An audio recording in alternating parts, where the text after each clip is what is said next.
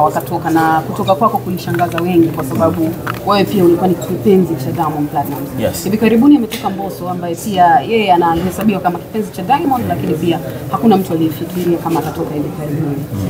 Pengine kabla ya kutoka labda alikufuata kwa ajili ya ushauri kwamba ajua Big mimi nataka, kwa sababu wewe ndio ulikuwa mtu wa kwanza kumsaidia kuingia WCB. Alikufuata wakati anataka kutoka? Of course yes, aliniuliza na tuliongea tukashauriana, na nashukuru uongozi pia wa WCB wameweza kumwachia bila complications zozote, na of course ameachiwa uhuru kuendelea kufanya kazi zake. Na ukizungumzia Mbosso ni msanii ambaye anapendwa na watu wengi sana, watu wanapenda sana uwezo wake, na ni msanii ambaye anaonyesha uwezo muda mrefu toka ametoka. Mimi nitazungumzia tu kutoka kwenye label au msanii kuondoka kwenye label. Msanii kuondoka kwenye label ni kwamba anakuwa anataka comfort zone ya kuweza kufanya vitu vyake ambavyo anaamini yeye viko sawa. Lakini hilo ndio linakuwa main. Lakini kitu kingine ni ukubwa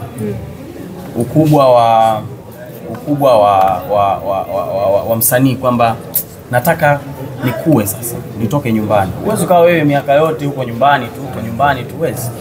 Unabidi utoke ukue. Kesho usikie Mbosso naye ana KFC au ana lebo yake ambayo inasaidia watu. Kwa hiyo that's the thing, kwamba ina time itafika ambapo mtu anataka kumove kutoka sehemu moja kwenda sehemu nyingine. Ili awe kuku, ilibidi atoke kwenye hayo. Na kitu kikubwa ambacho wewe ulimwambia wakati anakuambia anataka kutoka, kitu kikubwa ambacho ulimsisitizia ni kipi? Nilimwambia wale wanaokusifia ndio wale watakao kuponda. Bahati Buku walisema unapoianza safari wanakutia moyo, unapoonyesha mafanikio vinaibuka vikwazo. Kwa unapoona kwamba unatukanwa sana, watu wanakukriticize sana, watu wanakuongelea vitu vibaya sana, you have to know kwamba wewe ni mtu mwenye matunda na umekuwa, unatakiwa uweke nguvu ndio kumove forward. Kwa sababu watu wengi especially kwenye nchi zetu ambazo tunatoka wanapenda kusupport mtu akue, kwamba huyo ndo anaanza anakuwa, na ukikua hataki ukue sana, kwamba anajiona nani, anavimba yeye nani, hamna kitu bana, wewe ushaisha. Kama hivyo vitu inabidi uvumilie, kwa sababu mwanzo watu wanaweza kukuwekea heshima kwamba yeye mwenyewe anasaidiwa bana, lakini ikifika time watu wanaona move mwenyewe, sio watu wote ambao watapenda. Kwa hiyo wanaweza kaibuka watu from nowhere, they start hating. Unaelewa sijui? Kwa hiyo you have to be ready na maneno na watu kusema kapotea, hayupo, kashuka. You have to be ready, kwa sababu wanaokusifia wale watakuponda kesho. Lakini unatakiwa ujue kwamba kuna watu ambao pia bado wanakupenda na watu ambao bado wanakusupport pia. Yes. Ndio tumaliza la mwisho ile hii kwa ile kitu. Kwani mimi na moja la mwisho. Yes. Tunasikia tiki yako ni niongea na Master J. Skati. Kapiga story akasema kwamba wasanii wote wa Bongo Flava ni wabanafua. Akasema sio vibaya, akasema ndio genre yetu. Kwa wasanii wote wa Bongo Flava ni wabanafua. Wewe ni msanii mkali sana, unaelewa? Pia ni msanii wa Bongo Flava vile vile. Nataka nisikie kwako kama msanii unaichukuaje? Kwanza Master J mimi namheshimu sana na ni rafiki yangu sana. Lakini sasa anasema vote alivyoongea alikuwa ameelewa. Ndio niko najiuliza, najibu pointi za mtu alolewa au ni kitu gani? Kwa sababu yeye mwenyewe alikwambia alilewa. Lakini honestly kwamba ukilewa ndio unaongeaga kweli. Ndio kweli. No, nataka kumaliza kuongea. Nisikizeni, nataka kumwambia kitu kimoja. Wewe sio mtangazaji. Ni kweli sio kweli? Sio kweli. Kwa nini? Mimi ni mtangazaji. Basi si atubani pua. Rayvanny, tuzungumzie kuhusu harusi. Faima amekuwa akiomba sana, akitamani ndoa. Akitamani ndoa. Hajatamani ndoa. Kaka nikaje mwanangu? Nilivyokuwa na Faima tu, ukipata time utamuuliza. Mwaka wa kwanza tumeanza naye. Nilikuwa na moto sana. Hata sijatoka, hata kwetu haijatoka hivyo. Nishaanza kuorganize vitu. Ya kuoa. Nakwambia. Kabla ya Jaydan. Bana mimi bado mdogo, nikamwambia vipi bana ndoa bana. Kumbe alianza yeye huko. Hapana bana, mimi ngoja kwanza subiri. Nikamwambia sawa, usijali. Vitu vitakaa sawa, tunamaliza. Kwa hiyo wananiambia hivi, nikasema nyingine nisubiri time. Nafikiri time hii sasa mwenyewe I'm ready.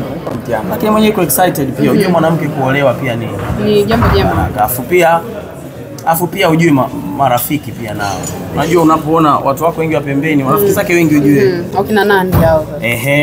Bwana kuoa unajua zile. Ila mimi sioi kwa sababu eti unaniambia nioe. Nao kwa sababu mimi nataka. Of course Faima ni mwanamke ambaye ni mvumilivu. Ni mwanamke ambaye anaweza kukuwekea heshima hata akiwa na hasira. Sio mwanamke ambaye anaweza aka react ikakudisappoint. Kwa hiyo ukimpoteza mtu wa namna hiyo, of course naye unajua unapomfanyia mwanamke vitimbwi anapata cabinets na washauri ambao anakutana na vishawishi pia vingi. Kwa hiyo disappointments zinakuwa ni nyingi katika mambo kama hayo. Lakini mimi nitaongea kitu kimoja kwamba mtu ambaye anaweza akawa on your side akakuwekea heshima, akahakikisha uchafuki kwenye public, muheshimu. So watu wote wanaweza. Kwa hiyo Mungu akijalia niloyasema yatatimia. Mwezi wa 5 inshallah. Ninasema yatatimia inshallah. Niko lako na Nandi mimi. Yule ni family friend. Mama mengi taachia soon. Ramusho unamiliki record label na ulimtambulisha msanii mwingine mpya mwaka huu. Lecha ile. Iko hapa. Asante. Ndio chui karibu.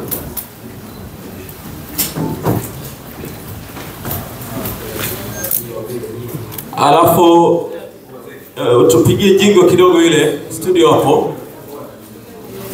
Tupigie jingo kidogo ile ya studio. Hakuna mtu. Wakati hakuna mtu. Hakuna mtu. Studio kwa huko. Au tuimbe kapela.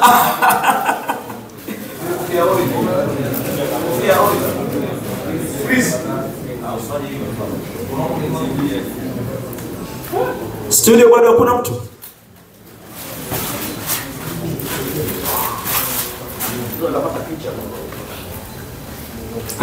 Pata picha nzuri.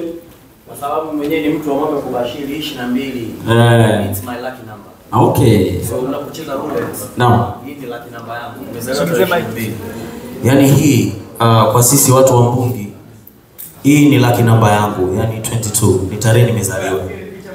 Kwa hiyo nikiona cheza zangu roulette, hii ndo namba yangu. Yaani ukiona hii lazima niweke mzigo. Ukiingia hii umeumia. Naam.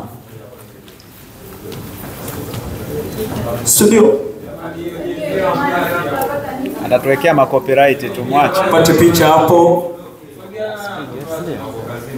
YouTube.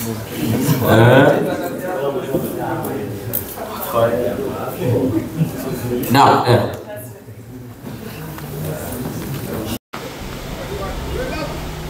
Anapiga picha tu.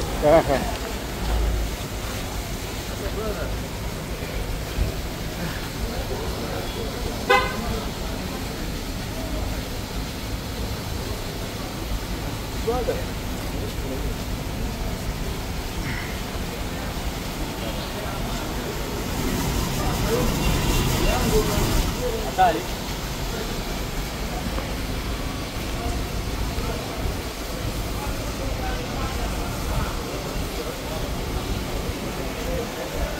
Wazee na kwaje? Kazi.